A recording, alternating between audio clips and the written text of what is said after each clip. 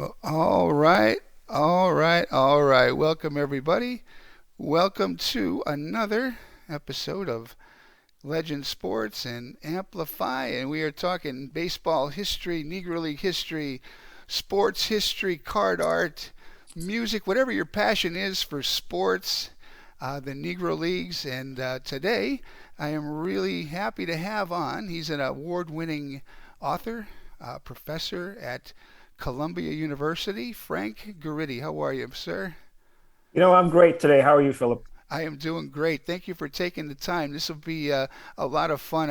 Before we got on here, I was telling you why I'm doing this to give the context and the backstory to um, not just Negro League history. That's how it started. But as as a teacher and an author, how you sometimes get into things and they kind of take on a life of their own. So recently with all of the um, announcements from Major League Baseball, Baseball Reference. It's been a lot in the news. Coming up soon, the end of this year, possibly maybe some Negro League players coming into the Hall of Fame. So trying to give some context. But in doing all of that, I've stepped on people who are into it in a way, in the form of acting and writing children's books and doing card art and so many other things. And your books kind of weave their way through all of these stories, and I think it's going to be a lot of fun to talk about them, especially since the one you wrote is particularly about Texas. Yes. So I think it's going to be a lot of fun. So I mentioned to you as well. Origin story is cool. I think that's a fun thing to know how someone got along in their journey to where they are. So tell us a little bit about your background and how you got to where you are at Columbia and how you got into your writing projects. I'm going to have to keep this short. How can I do that? Well, like a lot of people, I think I've had two passions in my life: sports and history, right? Going back to my Sounds like youth, me. right? But I think in my case, those interests were forged through the experience of being the child of Caribbean immigrants to New York City.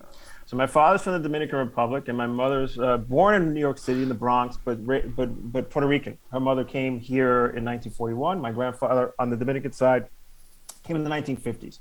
So my interest in history was very much like a lot of children of immigrants trying to understand Mm, how they got where they were, right? How did I wind up in New York City? How did great my point. family wind up there, right? So, and along the way, so that eventually led me, I think, a long story short, to go to graduate school and get a PhD in history at the University of Michigan. And I got my PhD now almost 20 years ago. But Wow. the other thing is that, my family history, sport is a big part of it. My grandfather in the Dominican Republic was a baseball fanatic. He used to travel the Caribbean and go to the Serie del Caribe events in the 1950s. I have photos of him in Cuba. Awesome. He was a baseball fan. So he passed it on to my father, and my father passed it on to me. Hmm. So I think, and so in terms of my historical work, I really was interested in understanding the Black experience in the Caribbean, given that I'm a person of African descent.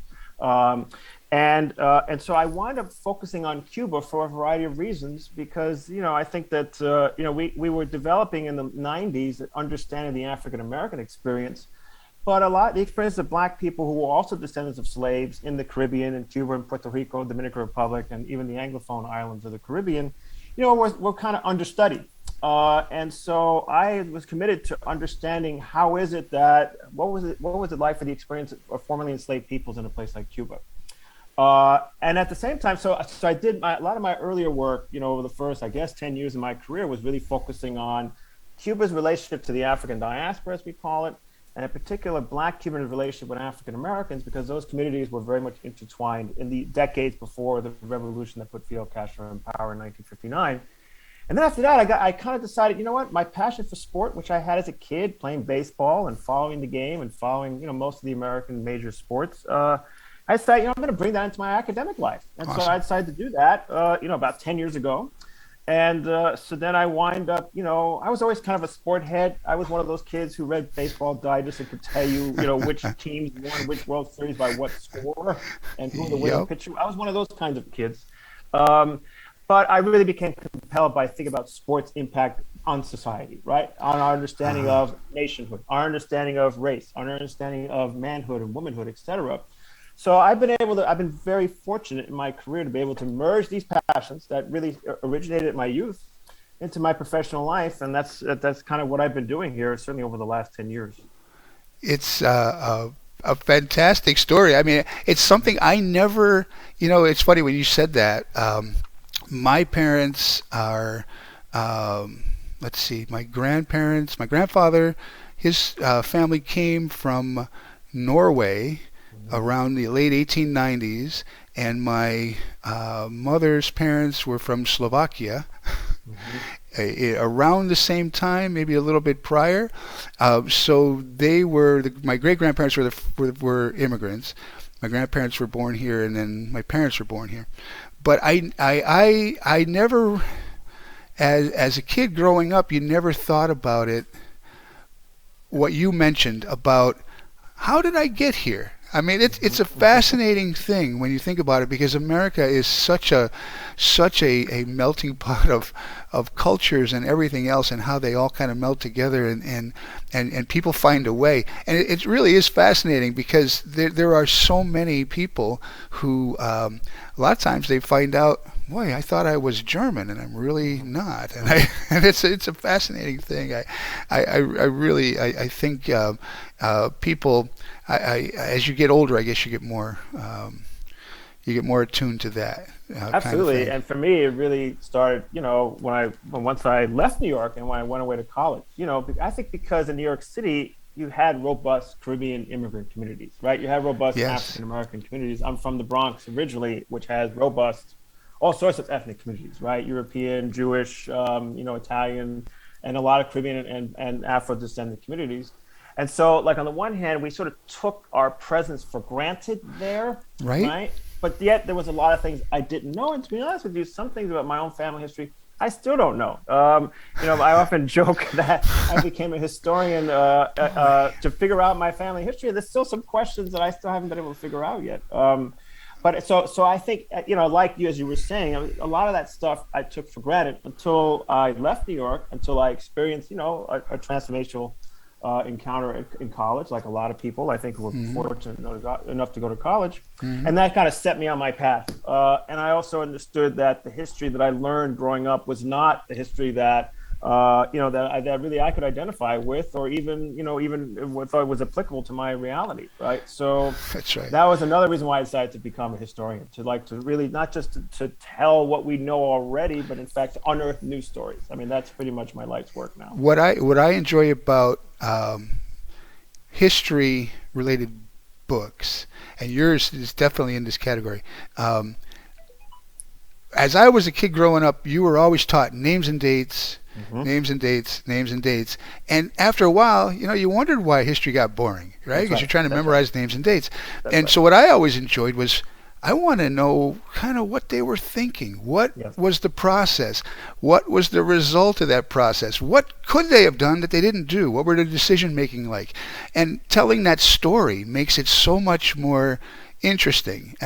I know some people like it, some people don't, but historical fiction to me is fascinating Yes. because yes, you don't, many times, most of the time, you're not in these people's heads, but you can kind of come up with what they were thinking by what other people knew about them, what they may have written down, all sorts of different clues, and I just think those types of stories make it more fascinating. I wish more kids would be able to get that sort of history told to them as opposed to where did you go to grade school? Was it in New York? Did you go to grade So school, I high school up did. there? Yes, I was raised in public school in New York City all the way through until I left for college to go to Syracuse for my undergraduate. And so yeah, on the one hand, I was fortunate looking back on that period. This is 1970s, 80s. New York had a pretty good public school system. Hmm. And I would say I also went to fairly culturally diverse and racially integrated schools until high school, until the late 80s, where things started to change in my neighborhood. So the public school system, was adequate. It was in decline, I think, as I got into my high school years. But overall, I would say I had a fairly, certainly through, elementary and junior high school, my schooling was pretty good. Cool. My parents are working class, so like private school was not an option for them. Right. No, I know. It sounds familiar. Both of my boys, I have three boys. One's in the Navy, actually, just joined the Navy, all the way down to one that just got into pre-K. So and then one Wow. in the middle. But the and I mentioned to you, my middle son just started at Rice, which is kind of cool, you Pretty know. awesome. Yeah. But the when they would come home with their homework and you help them out as a parent as they were going through grade school and middle school, especially, I was surprised here in Texas how much emphasis there was on Texas history and not a real heck of a lot of U.S. and world history. They were spending like whole entire semesters on memorizing, Santa Anna's concessions, letter and all this other kind of crazy stuff. Sam Houston's, letter to somebody, and it's like, really? I mean, there's more to history than that. I mean, it's fascinating stuff in its own way, but you don't need to have 3 straight years dedicated to It's it. really something because I've been Kind of thing. taught I've been taught at the University of Texas Austin. I know this. I mean, I wasn't teaching American history at the time, but So you do know this. all Okay. students are required to take at least one semester of Texas history at UT Austin back in those days. Oh, it's required even in college as Oh, well? absolutely, No kidding. absolutely. No, they take their history seriously in Texas. You should know that by now. I, Well, sh- yeah, I I guess you do. should because it's something like I said for years I was like, wait a minute, again we're doing the same Sam Houston letter again. It's like, what on earth, don't you know it by now? I mean, come on. And I mean, and on one hand, that's a good thing. I mean, it's a good thing to emphasize the importance of history, Mhm. right? That's a good thing. And luckily, having taught at the University of Texas for 11 years, I came across a number of historians who make that history, way more interesting than Mhm. stuff probably that elementary school and high school kids encounter before they get to UT, so that Yeah. they can talk about Texas' relationship to the broader, the wider world, to Latin America, to Mexico, et Right. cetera, right? So luckily, we've been able to kind of, we historians, at least in Texas, been able to kind of reimagine what a Texas history curriculum could look like. Right. So let's talk about your most recent book. Mm-hmm. It's called The Sports Revolution: How Texas Changed the Culture of American Athletics, and I think it's fascinating because I know there's some people that touches a nerve if you say that Texas has an Yes, yes. outsized and it touches the nerve the other way if you don't say it enough, right? I mean, you That's know how right. that is, That's exactly but right. it is the truth. And before we started, I was mentioning to you about the impact, certainly on Negro League baseball, and then getting into that Latin pipeline. I've had on Danny Torres from Talking Mm-hmm. 21, Adrian Mm-hmm. Burgos, Mm-hmm. Raul Ramos. We've talked about that Caribbean Negro League connection, which runs deep. I mean, Yes. you look at the number of Latin American baseball players in Major League Baseball today, and it's pretty much directly attributed to that pipeline that started That's with right. the Negro Leagues That's right. back in the day. I just want to emphasize this every single time I start this. The Negro Leagues in black baseball, they were not playing there because they weren't good enough. They were playing there simply because of the color of their skin, the Jim Mm-hmm. Crow, the racist, Mm-hmm. tendencies we had going on back in those days, and Mm-hmm. and Latino players fell into that same category. Mm-hmm. You mentioned your Dominican roots. I mean, if you looked dark, you weren't playing in minor league That's baseball, let exactly right. alone Major League Baseball. And you know, when you think about that, you have to go, how can that possibly have happened? I mean, it just Mm-hmm. doesn't even. I can't even fathom it. And so that's why these stories in this context is important. And so let's talk about your book, and the impact that Texas has had on Mm-hmm. sports, because it does go back a long, long way. I mean, Negro League baseball history in Texas goes back into the 1880s, 1890s, That's if right. not even That's right. before. So, That's right. Yeah. No. So the book, you articulated the predicament that I faced in doing that book very well.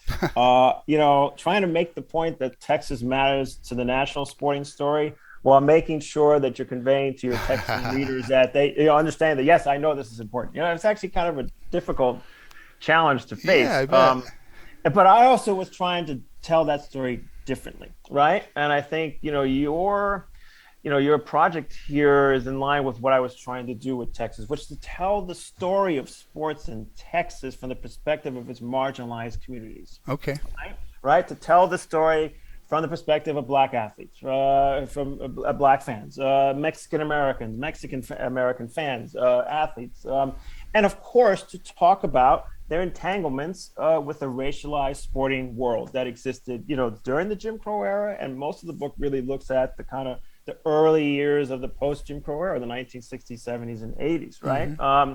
So, so I want to show, that, during the era of Jim Crow, whether you're talking about a Rube Foster, a Willie Wells, or the countless other Black athletes that I talk about, or many Black athletes in this book, they were able to figure out that they had to confront the color line, which in Texas was very rigid because you have a legalized racial Jim Crow structure, right? Like in other parts of the South, right?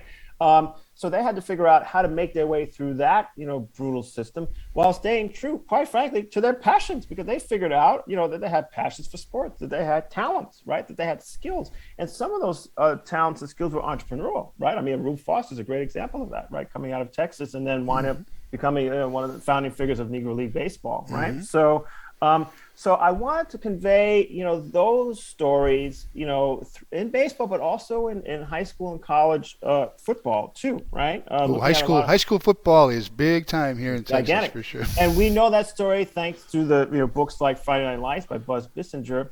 But I also wanted to tell a story of African Americans in high school sports in the Jim Crow era, right? Mm-hmm. Because following the great line from the historian Earl Lewis, which I quote all the time, and I will do it again.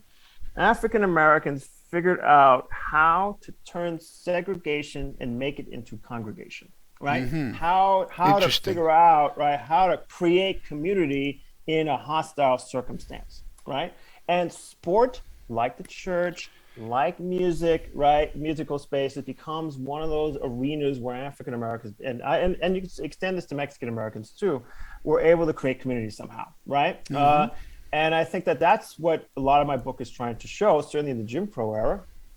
And then also moving into the integration, so-called integration era, when, when the predominant white sports establishment figures out, right, that Black athletes can play and that they can help certainly professional sports teams and even college teams become profitable, right? Mm-hmm. So, part of the story of the book is to talk about the impact of the economic changes in the sports industry, right? And how that shaped the process of integration. Baseball historians know this well by looking at Jackie Robinson's story, of course, right? That Branch Rickey had many motives in deciding to sign Jackie Robinson. And it weren't all altruistic, right? There's about profit and winning, right? And you see that dynamic all the way through, right? And what makes Texas interesting, and I'll end my long-winded answer on this point, is if you look at all of the major professional sports leagues in this country, and if you look at the popularization of college football, there's a Texan who's a driving force behind that story. And a lot of them, yeah. All right. So, for example, all right. So, if you're looking at the popularization of college football in the 1940s, I don't see how you can tell that story without talking about Doak Walker, this SMU football legend, right, who was on magazine covers all over the country. He's a Heisman Award winner in 1947. He becomes an excellent professional with the Detroit Lions in the 1940s.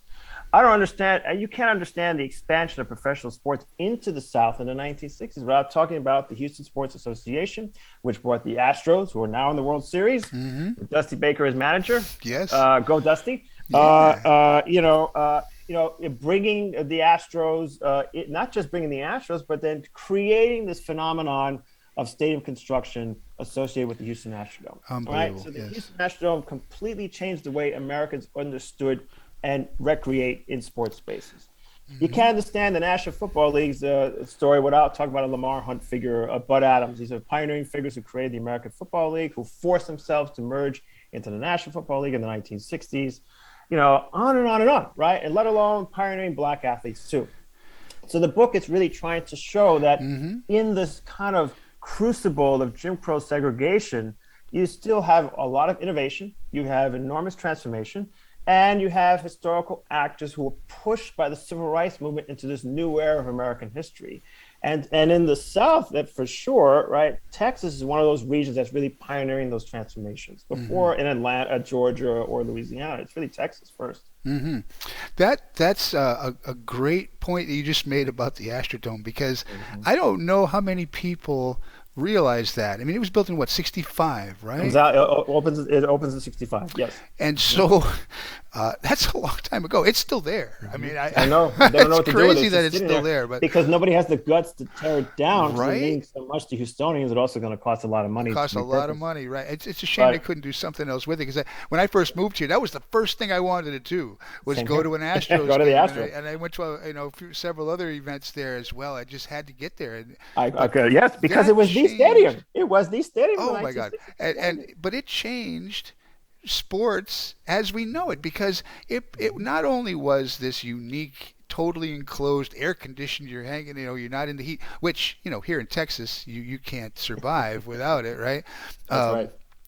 but it did other things too, right? Like the things like luxury boxes and That's other right. things that pretty soon every stadium that was being built from there on out, and there was an explosion of them going into the 70s. That's right. Um, they, Artificial turf, right, is and artificial another turf. innovation. That Yes. was all part of this whole Astrodome kind of leading the way on all that. So yeah, people can say whatever they want about Texas, but that changed the whole landscape of the way sports was, I think, not only viewed as a spectator, but also just from a marketing standpoint Oh, and yes. Huge. profitability and everything else. It was huge. Huge, absolutely, and some of that was not great because what happens is that everybody wants their own sort of Astrodome, right? Right? And these stadiums cost a lot of money. Something I write about now in my current book. And so it also signified the ascendance of professional leagues and in their power to dictate urban policy, right? Right. And that's That's a part of the great reason point. why professional sports franchises are able to get the latest bells and whistles amenity filled stadium. So that's one of the legacies of that period of stadium construction, right? And the Astrodome in particular, because it allowed the stadium to go from bleacher, outdoor, proletarian atmosphere to a luxury, amenity filled, almost a gigantic living room, right? Where people Pretty can be much. comfortable and Yes. watching, their heroes on the diamond or on the gridiron, right? Or in concerts. I mean, the Astrodome had so many other sorts of events too, not just football and baseball, but Right. Some concerts, huge rallies, events that etc. you Huge talk about events. as well. In That's right. tennis, Dennis, the very I famous Billie Jean remember King, Bobby that. Riggs match was at the I Astrodome. Muhammad remember that as a Ali, kid. boxing, etc. Yeah, countless events Oh happened my in the Astrodome. goodness. Yeah, Yeah, yeah, it just was the iconic place to be, it was. and like I said, I mean, from there, like you mentioned, everybody wanted one. I That's mean, right. that was That's right. pretty much That's what it right. was. And then of course you run into the purists who no, sports has to be outside kind of thing.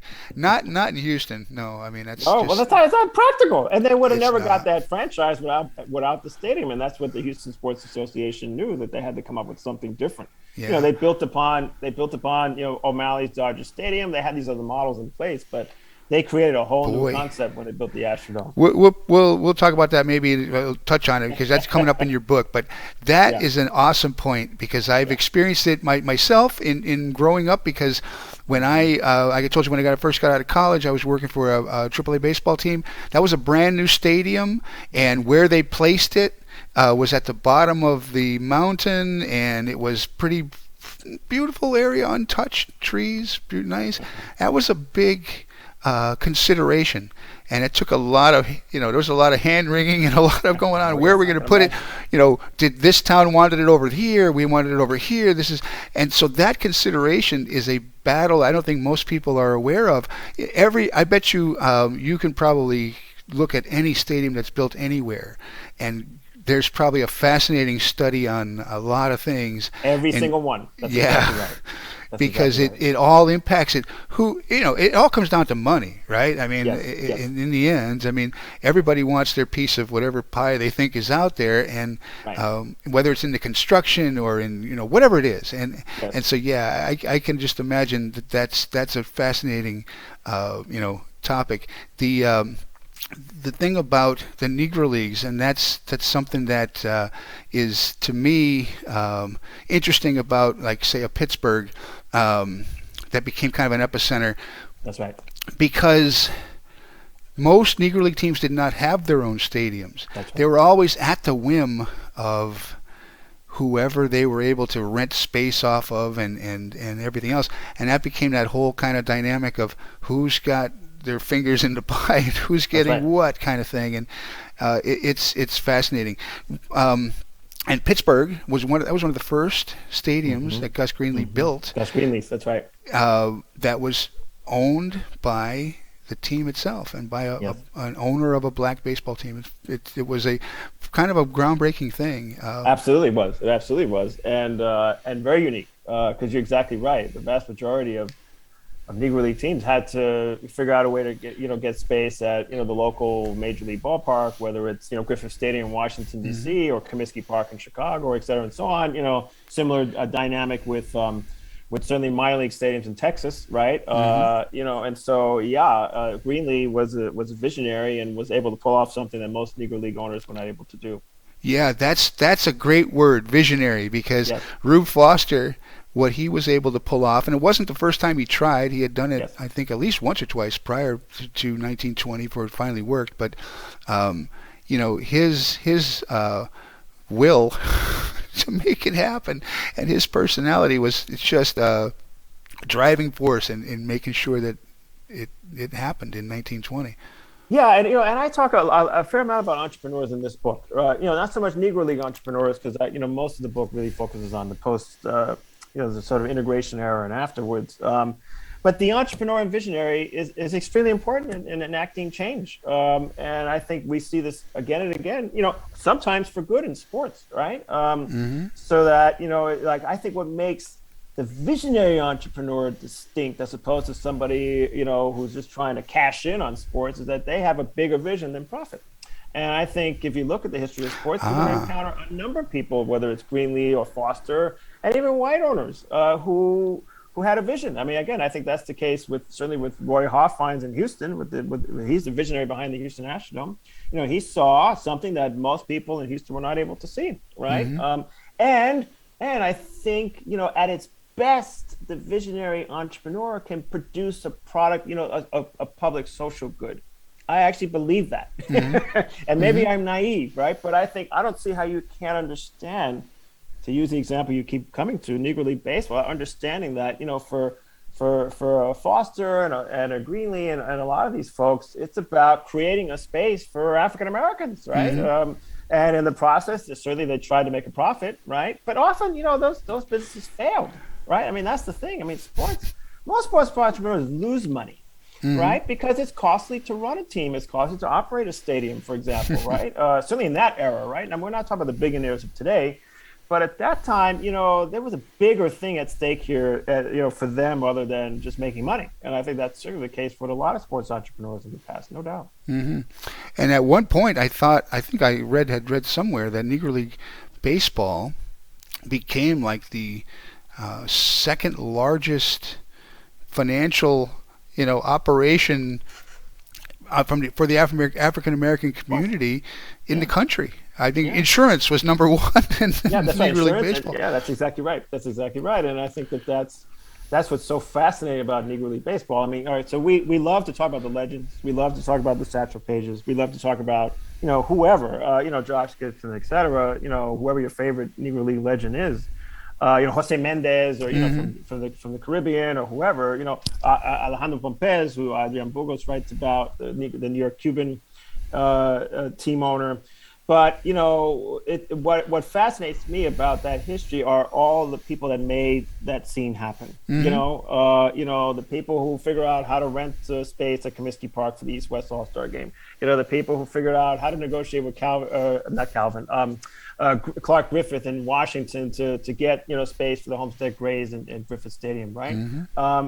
And then to talk about the social impact, and reading the accounts of the people who would go to games, whether it's Griffith Stadium or Comiskey Park or Yankee Stadium sometimes, or Polo Grounds, for a lot of times those games were events, right? Yes, it was a big deal. Yeah. And so it's important for us to have the statistics for sure. We want to know what happened in these games, but as important, or to me, maybe even more important, are the stories that people tell about, what transpired, and not just what happened on the field, but also what was going on in the stands. The East-West All-Star game. I'm sure some of your guests have already talked about this in Chicago, which existed from the 30s into the 1950s, was an event, right? It was It one of was.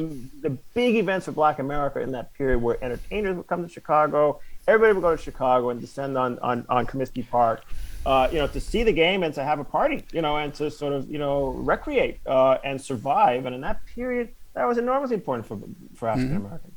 Absolutely. So you just touched on that other epicenter, right? So Mm-hmm. many of these athletes, larger than life sports figures, came out of the South, but Mm-hmm. pretty soon though it was Pittsburgh, Chicago, New York, Philadelphia, the northern cities, and there's a reason for that. And I'm not sure. I have not read your other book, but your other book, the forging diaspora, Disaster. Afro-Cuban and Mm-hmm. African Americans in the era of Jim Crow, Mm-hmm. which I will, Mm-hmm. but it seems like it would touch on that topic a little bit because there's a movement here from the South to the Mm-hmm. North Mm-hmm. that brought many of these athletes and their families and others to the northern cities from the South in that era of Mm-hmm. Jim Crow.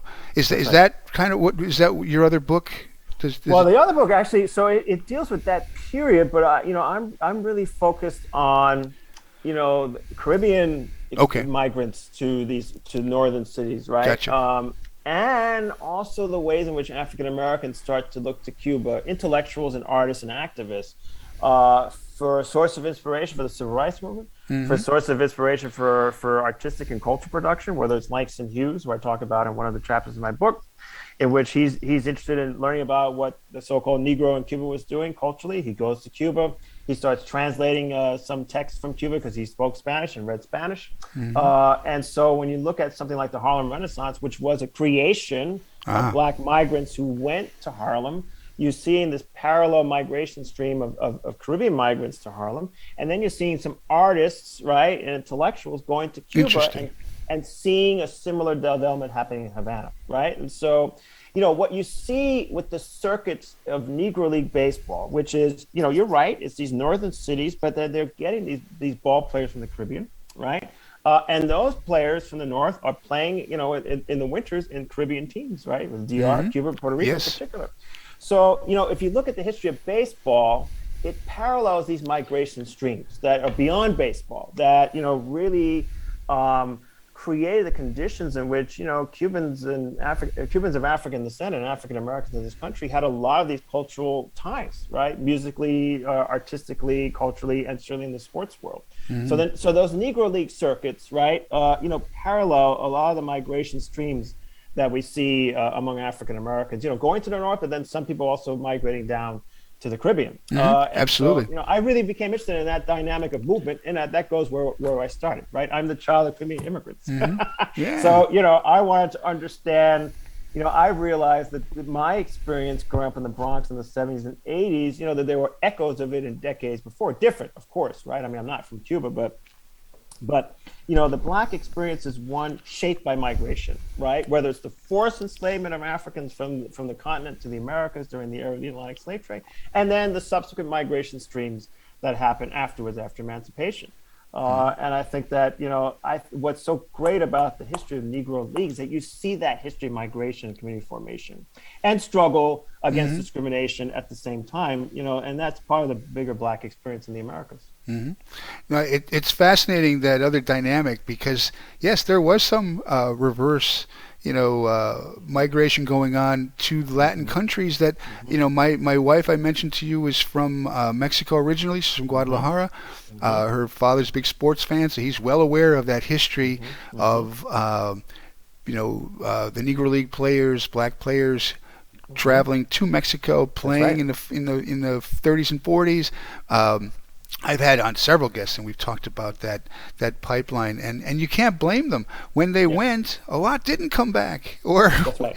That's right. maybe they Or stayed. certainly they can make money. I mean, like that's so great about like you look at the Puerto Rican league and starting in the 1930s and 40s and like they're Josh Gibson is a hero in Puerto Rico, right? Yeah. Because they're able to play not just in integrated teams, but they're also playing with other black Caribbean players. It's not by accident that many of the players of that era and in this era, most of them are of African descent from the Caribbean and Latin America, right? So. Hmm. So when you look at as Rob Rock and Adrian Burgos and others have looked at, and something my grandfather, I wish I had a chance to talk to him about this. He Right. died when I was young, but I mean that was his world. Seeing Josh Gibson and Satchel Paige, Boy, oh boy. play in the DR. I mean that must have been really something, right? Granted, Absolutely. in the context of a Trujillo dictatorship that was authoritarian, that's true. But nonetheless, that is Yeah. central. The Caribbean experience is central to our understanding of Negro League baseball. If you don't tell that, and the ways in which it connects to Kansas City and Chicago and Philadelphia and New York, etc. No, it's the connections between uh, the Negro Leagues, African American sports in general, and Latin America Mm-hmm. they're so intertwined, and they go back Yes, such a long way, and they have kind of paralleled each other, I guess, yes, in a lot of ways, mainly because they've kind of helped each other, right? I that's mean, right. it's kind That's of right. been almost, I don't want to say a support system, but Yes. it kind of is a parallel movement of both African Americans in the United States dealing with the Jim Crow, and the Latin players that were coming here. I read these stories about. Boy, oh boy, it's kind of hard to believe, but what Roberto Clemente had to deal with in Yes. Pittsburgh, just simply Yes. because of the way his name was spelled and Yes. the way he Bob Clemente. talked. Yes. Yeah, I mean, Yeah. it's like Yeah. really, come on. I mean, Yeah. I grew up. I grew up. I'm gonna tell you, Northeast PA, Scranton, Wilkes-Barre. When I grew up, was probably 95% white. Mm-hmm. East, Europe, white European backgrounds. But it's funny though because I had some of the same issues where I saw where the Irish didn't like the Italians and the Italians didn't like the Germans and the Mm-hmm. Germans didn't like the Russians, and it kind of all went around except they were all white, right? Yep. But it is interesting though. I always saw it, no matter what though, because of the color of your skin, it's like you're easily identifiable or something. And all those groups, they put all that aside in order to now have somebody else they can concentrate on. And it's No. kind of a shame the way it's all transpired over the years. Yeah, and that's why I think I mean for those players and the entrepreneurs, the Caribbean leagues and the Negro leagues, need each other for survival. I mean, Right. so if players, the season's over, and you're a black player in the era of Jim Crow, the Caribbean's an inviting place to play. You get a place, you You get some can't money, blame them. it's a gig, right? I mean, in Hmm. that sense, they're no different than anybody else, right? So especially at that Hmm. time. This is not a time when players are getting paid big money. But what's interesting too is that as the Caribbean leagues, this is something I'd love to write about at some point. Transition into these winter league kind of spaces for Major League Hmm. Baseball. So it becomes a place where Major League players go. They don't anymore. I mean, with some exceptions, to kind of work on their game over the season. You see a lot of black players playing in Venezuela. People like Bobby Bonds and Gary Matthews and Dave Park. And white players going down there and playing in that period. Hmm. And this is now 60s, 70s into the 80s. Hmm. And so interesting to see that, again, this is something that Rob Ruck talks about, how Major League Baseball kind of colonizes those kind of Yes. those migration streams, right? And then repurposes them for their own benefit. But for the players, it's also again in that period before the big money. It's a gig, right? It's money. It's a place to play in a region that's as fanatical about baseball, Cuba, Puerto Rico, Dominican Republic as the United States was. I went on vacation to the Dominican Republic about 4 or 5 years ago. That was the first thing I had to do, Mm-hmm. is go see a baseball game while I That's was what I did there. when I went to Cuba. I That's had what I did to. when I went to Cuba. I had to. I Awesome. did. It was one of the most amazing, very different experience. It was. It Absolutely. was. It Yeah. really was, and I'm glad I got to do it. And I have. Oh shoot, they're not here in front of me, but I came back with a Toros de Romana hat and Uh-huh. Yep. Yep. Aguilas Cibaeñas. There was three or four hats I came back with that I had to make sure that I bought. But it was a great experience. But one of the reasons why you can see why they are so good, it's like when I was a kid growing up, you couldn't wait to get out of school to go grab your glove or grab your football if it was the wintertime. You went to the field and that's all you did, right? And then on a Saturday you were gone and you didn't come back till the sun, was going down. And that's what I saw all around me when I was in the Dominican is kids playing baseball Yep. everywhere in on Yeah. street corners and in dusty fields and on baseball fields, but I mean Yeah. wherever they could find space, and we're losing that here. Oh, absolutely. Because the youth sports, industry. I mean, I'm using the term industry intentionally. It is an It industry, caters to an affluent demographic, and I mean, right? as you talk about your experience playing sports as a kid, I mean, I think about my own. So I came up. Stickball was still being played in New York Mm-hmm. City, right? Baseball was still being played in the inner city, right? You could see it declining by the late 1980s in our neighborhood. But it was all about finding a space to play, right? Even if that meant you would, hit the ball and crack somebody's windshield, it didn't matter. Right. You played on the street, Yep. or if you had access to green space, you could do that. And I think that for me, and this is something I try to bring out in my own scholarship and teaching about sport, because the school system was only adequate, I found myself on the pitcher's mound.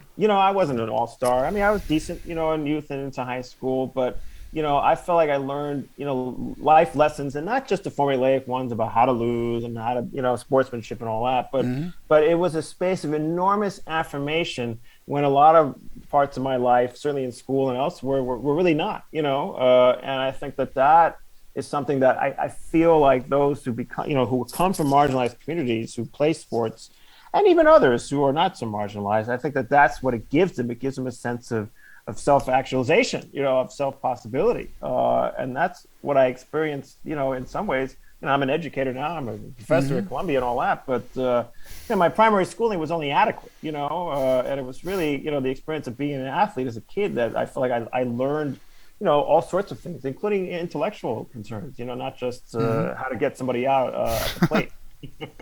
Right. Yeah. Um, so you also another project that you worked on with a guest I had on here, Professor Adrian Burgos, and Mm-hmm. I have not had Gina Perez on, but you also Mm-hmm. worked with them on a project Beyond El Barrio. Yes. Can you tell us a little bit about that? Yeah, that was a really important, fun project. Scholarly book. But certainly essays in there that are accessible, where we were really trying to understand, the Latina, what people would say now, the Latinx experience in the United States, right? Mm-hmm. A lot of times it's still the Latinx experience in this country is misunderstood in a lot of ways. I think we see Mm-hmm. this over and over again, caricatured, and misunderstood. And so, we pulled together a group of, scholars, most of us of our generation, who really wanted to kind of talk about this notion of el barrio, which you see over and over again in Latino communities across this country. People say, I'm from the barrio, which is a way of saying I'm from the hood, right? Or I'm from the inner city.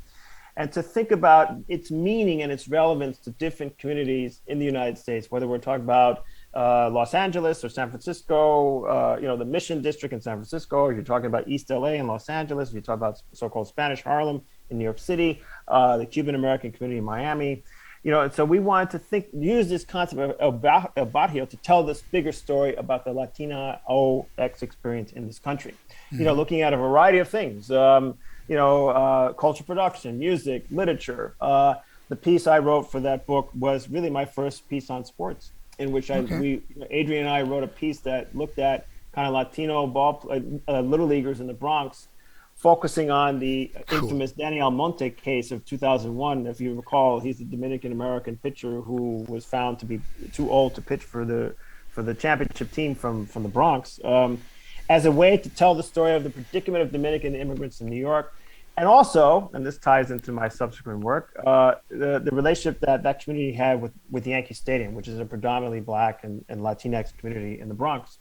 So that was a project we did, and it was really, really again trying to kind of, shed light on the experiences of Latinx peoples in this country beyond, Awesome. stereotype of being dangerous immigrants or sexy, performers that just bring a lot of Right. entertainment to Americans that don't have, deep roots in this country, which they do. Whether we're talking about Texas, California, New York, or Chicago, or wherever.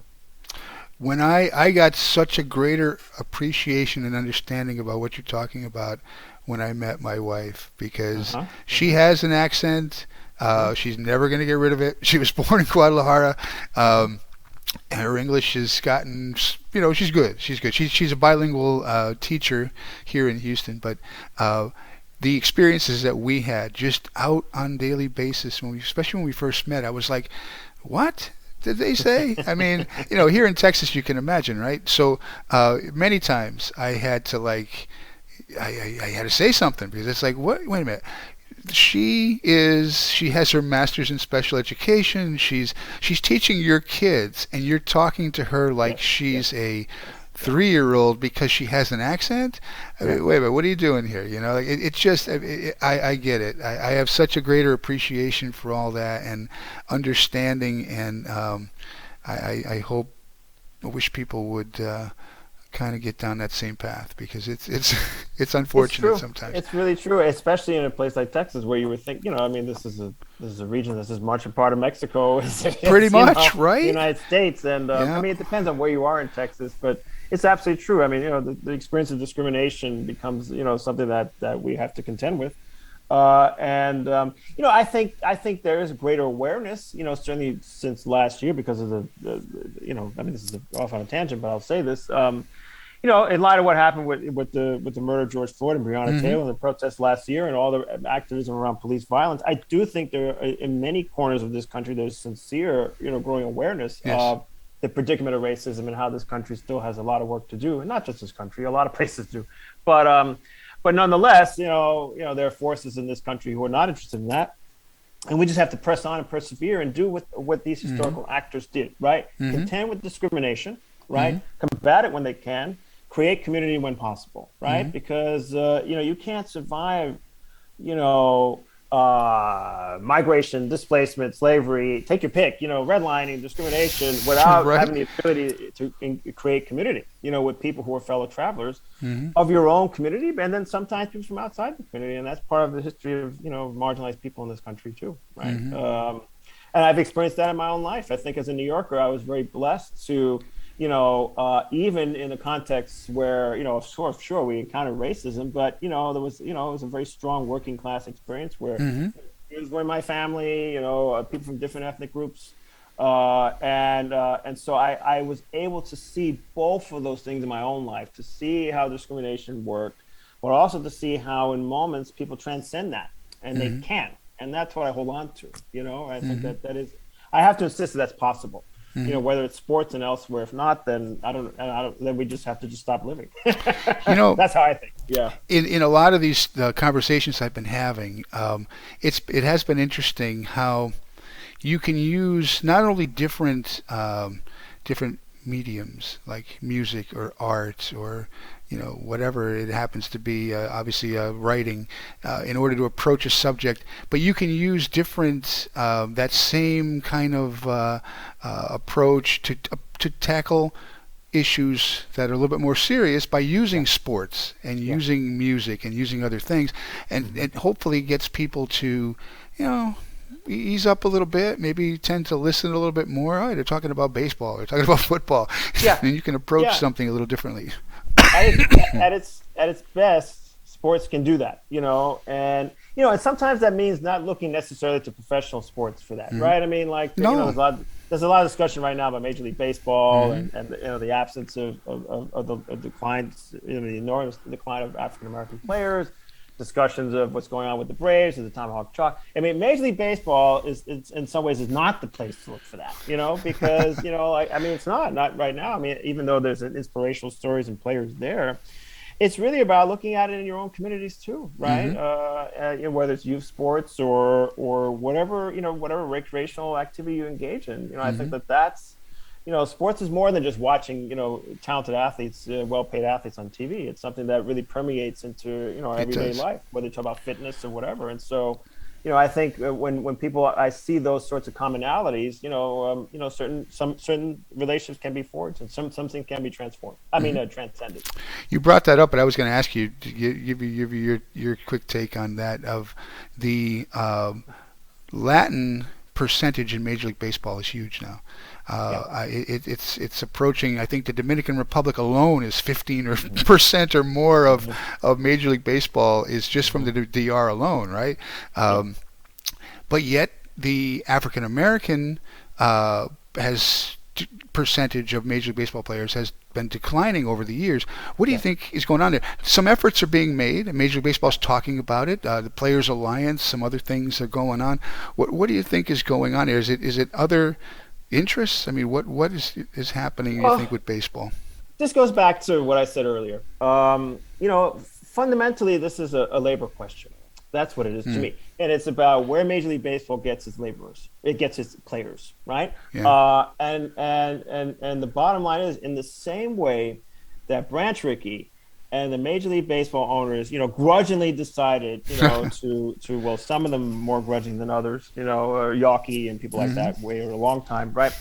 Figured out that they could integrate, but they could also get their hands on the best talent that could be cheaper, right, than talent they were finding elsewhere, right? So, the story of integration is the story of the reconfiguration of the labor market in professional sports, Hmm. right? As it is about changing attitudes and the things that we tend to talk about, right? Hmm.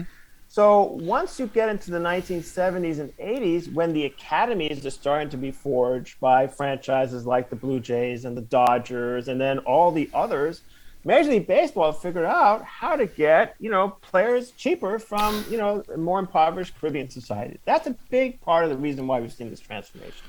Too I often people focus on these other things like these absurd claims that black players don't play because their fathers don't play baseball with them anymore. That makes no sense to me at all. hmm But really, it is about the reconfiguration of the labor market in which major league teams are focusing more on cheaper laborers from the Caribbean, hmm in the same way that professional basketball leagues and the NFL reconfigure their hmm labor toward, black sources of talent in this country. hmm That's a big reason why you see what you've hmm seen in, in, Yeah. in these sports, right? And I think that's the piece that gets missing over and over again, right? Yeah. And I think it's not just the preferences of African Americans. It's true. Yeah. Does Major League Baseball market the sport very well to black folks and other marginalized people? Absolutely not. They could do a much better job, and they refuse to. They should just follow what the NBA does. They just don't do it, Hmm. right?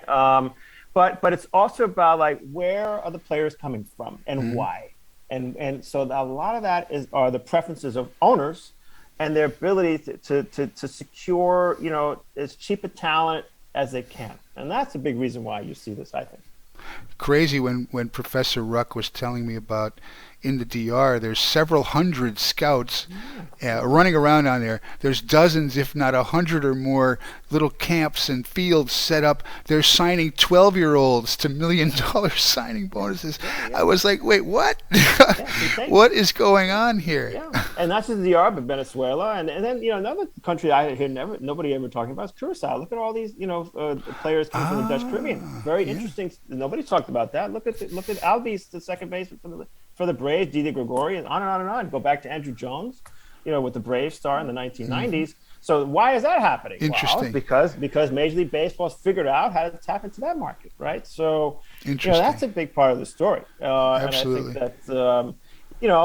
So I think that I think that a lot of the discussion about, and the other thing I have to say too is, and I said this earlier, I have to say it again, is these Latin players are, many of them are black, many of them are descendants of slaves, right? Now they may not identify with African Americans necessarily, but it's not by accident that some of them, Hmm.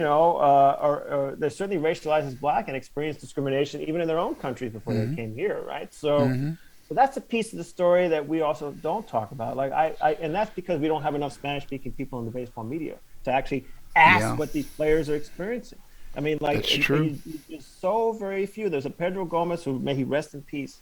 There's just people like that, but we don't hear enough from certainly in this country. I mean, there are plenty of Latin Americans who cover baseball, but we don't hear from these athletes themselves because most people who cover baseball are white dudes who speak English only, or even and I think that's the reason why we don't have a clear understanding of the experience of contemporary baseball players today. It's been very important to my wife to make sure all of my boys are bilingual. It is important. Oh You God, know, it's if we were hugely only like important. Canada, where everybody, is at least just speaks two languages, I It mean, is an that's the way it asset. should be. It is no doubt an Yeah, asset to absolutely, be able to speak absolutely. more than one language, Spanish especially, and yeah, Yeah, we have made sure that they all are they're pretty fluent. yeah. Little Good for guy's you. getting there. He's only 5, but he's Well, getting that's there. good. Good for you. Good for you. Yeah. So, well, her being a teacher, that's like a right on her. That's her hot button. That's You know? right. That's right. Of So, course. so we touched on this real quick in the beginning, but about stadiums. But no, that's what you're working on currently, right? Yes. This Yes. what is it? Between conflict and community, the stadium in Hmm. American life. That's your latest Yeah. project you're working on. That's what I'm working on now. I'm actually on sabbatical this semester. I shouldn't say that in public, but I will. So I'm really trying to make some headway on my book. On 'Cause oh, okay, yeah, I cool. mean, I'm getting into it now. When we are normally teaching and doing everything else, we don't have a whole lot of time to write. It's a And that's okay. fascinating subject, like we talked Yeah. about in the beginning. Yep. I'm looking forward to seeing it when it comes out. Yep. So am I. What's the time? What's the timeline that you're looking at Hopefully, on there? so if late next year, maybe 23, we'll see. It really depends on how much headway I can make. I mean, I've been accumulating material on, stadiums going back to the Astrodome work and the Yankee Stadium work for 10 years. So I have a lot of material. It's about putting it together. And I think what I'm trying to convey, it resonates with something we've talked about already. We think about stadiums as places where people see sporting events. We think about them, being the place where you go root for your home team. But they ubiquitous institutions and communities across this country and across the world, right? Hmm. And that's because the sport industry has developed and teams want their own stadiums, et cetera. And that's true. But they are also important, community spaces, and I'm interested in telling the story of how people have, used them for community formation, right? And I think the pandemic made this so clear last year, where all of a sudden we need Ah. a large space to carry out, an election and voting safely. So in hundreds of cities across this country, Hmm. stadiums were converted into voting centers, partly Awesome. because teams weren't playing because of the pandemic, right? Hmm. Because because of what was going on there, but also because, they are centrally located, large spaces that can serve a public good, right? And I think that when you look at stadiums in the Sure. past, right? And I think we need to see more of this in the present. If these Hmm. facilities are occupying so much of the municipal budgets, then they have to produce this public good. And the way to see the history of the public good is to look at the ways in which marginalized peoples have repurposed them. And that's really what the story I'm telling in this book. Hmm. Yeah. Interesting. I think it's awesome. The Since you said that, it just dawned on me how in recent years we've had the certainly in more well we had Ike come through here, the hurricane in Mm-hmm. 2008, Mm-hmm. but Mm-hmm.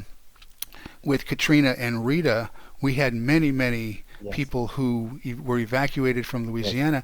I They remember. spent a lot of time In the at the Astrodome. Astrodome. That's Yeah, right. That's right. yeah. That's right. Yeah, Both the yeah, yeah. stadiums have been used in the past for things like that. So, yeah, it's more than just sports that goes on there. Yeah. That I think it is an interesting dynamic, and I'm really looking forward to hearing about some of the stories about the inner workings, if you get into that Oh, of I will. I definitely will. yeah, because Yeah. We have to talk that's about that. Absolutely. yeah, because that is something that I don't think people are usually too privy to when it comes to what that impact is on I the think I city think and critics community. I think critics are, but I think, I'm one of those people who thinks that you could still be a sports fan and appreciate sports and society, and also understand that, all public funds shouldn't be going to stadiums, right? That we can imagine, these places being, serving a larger public good, Yeah. and being more accessible and not being places that are just catering to the luxury box crowd. And that's what a lot of these facilities are today, Oh, yeah, Jerry I mean, Jones, look, Jerry Tis Jones's stadium Palace. Yeah, is a perfect example of the way of a stadium, luxury stadium on steroids. right. Yeah, Yeah, yeah, it really yeah. is. It's interesting. Other things too, though, have come around that when the Super Bowl. What year was the Super Bowl played here? 2004, 5, 6, somewhere in early Yeah, 2000s, I I can't think. remember. Anyway, it was the Oh, in Justin Houston, in in Houston. Houston. Yes. Yeah, yeah, that's 2003, 2004. Yes, So first when one was. they were Yeah. when they were planning on doing that, there was a big to do where the NFL was, I believe, looking at, was there facilities and hotels and light rail. So an initiative got passed to build light rail. Yes, yes, Well, yes. it goes like about 2 miles through the downtown, That's amazing. and that's all it Useless. did. It That's was right. like, wow, this is a good idea. This would have been nice if they had just Yeah, continued that, and it was yeah, part of that whole stadium. I guess that whole package that they were putting together for the Super Bowl, and then nothing happened. I mean, it's just a no. train that goes back and forth between the medical center That's and right. the That's right. downtown, about 3 miles, I think, or something. So, Yeah, yeah, yeah, yeah. so other things come out of besides stadiums. Other things, I guess, get impacted as well. Theoretically, they should, Yeah. and I think that unless we're going to stop building them, which I mean, I suppose that's not really an option. We have to figure out ways to make them, more useful to a broader public I'm and more trying to accessible. And more accessible. Absolutely. I'm trying to get them to wrap the train car downtown in the Houston Eagles colors and the Yeah, yeah, yeah, from yeah. 1950. Have you seen the train in the Kansas City? No, I haven't. No, I Oh have my not. I goodness have gracious! not. I have to. Check it out. If you just Google I the will. KC Metro Negro League train, it's beautiful. It's decked I'm gonna out have to do in that. KC Monarchs colors. Buck O'Neill. I'm way overdue. I've been dying to go to Kansas City and Yeah. visit the Negro League Museum. I haven't done it yet, and I will. I mean, I had plans. I was thinking about going last year, but of course the pandemic, tabled Hmm. that. So no, I'll I have to hope you check it get out there. when I go. I Oh, I hope you get definitely I there will. It's soon. only a matter of time. It's only The a matter of train time. goes by pretty close by, and it's a beautiful thing. It really is. And since then they've got one now in Milwaukee. They did. They're planning one, I believe, in St. Louis, a couple Hmm. other places. With the pandemic, the ridership was down and things, Yep. funding wasn't there. Now that things are picking up, hopefully they get some of these things off the Some ground in other infrastructure cities. would be nice. We need some new infrastructure in this country. Yeah, We absolutely, absolutely right. do. Yeah, yeah, yeah. Frank, this was a lot of fun. I really appreciate your time. Like you mentioned in the beginning, anytime I get to talk to somebody who's into sports and sports history, and like I said, your work, I think is a perspective that people need to check it out because it's more. Don't let the how Texas changed culture, influence whether or not you check it out. It's worth checking out from a sports fan perspective because there's a lot of insights in there I think that are fascinating. And And an like I American history perspective too. You know what I mean? absolutely, Ideally too. Yeah. Well, I absolutely. appreciate that, Philip. I really enjoyed our conversation today. Thank you for having me. Thank you, man. Hats off to you, and stay safe out there. Take Same to care. you. Same to you. All right, bye Have a good bye. one. Bye bye.